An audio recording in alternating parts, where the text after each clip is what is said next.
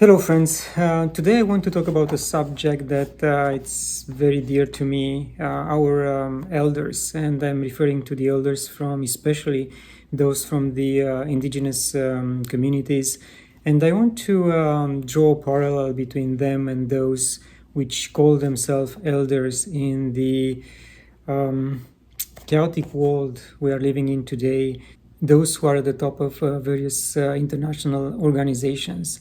And because this is a lengthy thought that I have, I put it in writing and I'm going to read my notes so I am coherent this time. Thank you.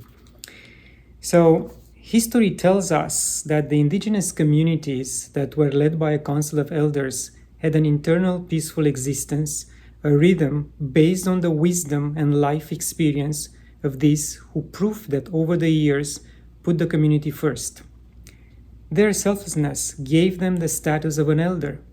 There is no doubt in their capacity of walking the middle line, the line of being unbiased, uncorrupted, uninfluenced, even when family members were involved in an issue that had to be dealt with. The elders all over the world build their reputation on fairness, focus, and the skill of having everyone obeying their decision. These elders had a deep connection with nature, animals, plants, and water alike, and with the spirits of their ancestors. On the opposite side, we had the city-state, the republic, or the imperium, all led by the king, oiled with godlike power.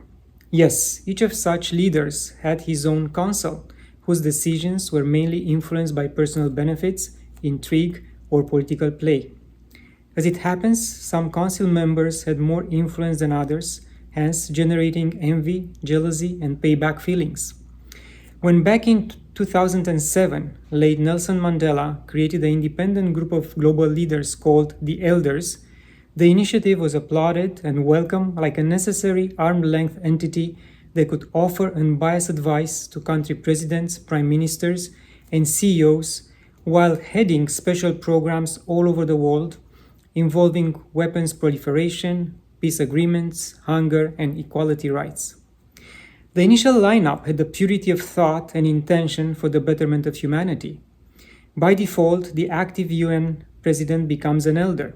We all know that this type of position comes with a price and limited power, as the donors will always pull the money strings when certain UN decisions might affect their personal interest or of the country they represent. Over the years, some of the elders left this plane of existence, Nelson Mandela and Desmond Tutu included, and new faces have been selected for the available seats. More than 90% of them are former politicians who had to obey the marching orders of those controlling them. Yes, I am really biased when it comes to politicians that promise one thing in order to be elected and do the opposite after the fact. I do not contest the experience they gain while in that position, but I doubt that wisdom, unbiased, decision, and selfishness are their main qualities. Most of these people live an exclusivist life, hoping from one private plane to the next, have no contact with we the people, let alone with the spirit of nature and of their ancestors. Am I being harsh? Why their voices are not heard? Why their advice and guidance is not followed or even considered?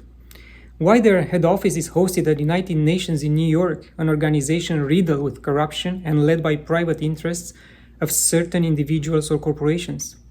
Aren't these elders upset that there is no respect for their experience? I just cannot call it wisdom. A 45-second video hosted on the elders.org tells everyone that the solutions to existential threats such as AI, climate change, pandemics, and nuclear warfare could be solved with new policies. Really? It sounds as another version of Agenda 2030 created by World Economic Forum.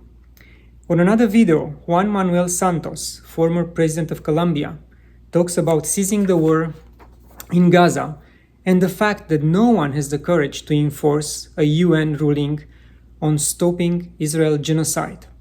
And Mr. Santos is also a Nobel Prize laureate, which has no influence on bringing peace in the world. Do you remember when both Trump and Netanyahu nominated each other for Nobel Peace Prize? What a joke.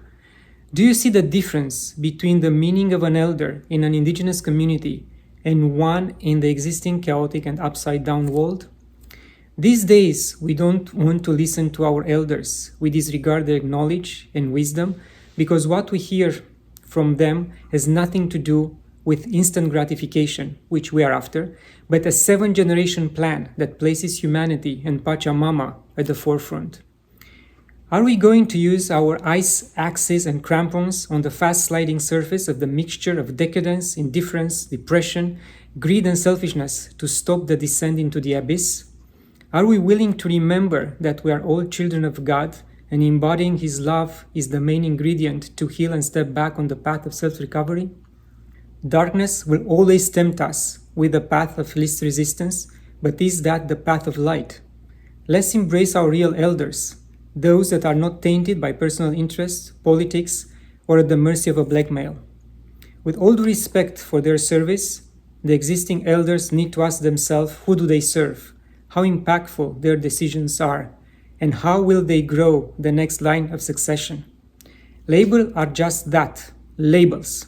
An elder in Ghana, Peru, or Australia, through his or her energy work and prayer, could do more than the elders hosted by United Nations. He is not looking for recognition because Spirit has already gave him his reward, the power to heal the world while staying anonymous. Until next time, love and gratitude.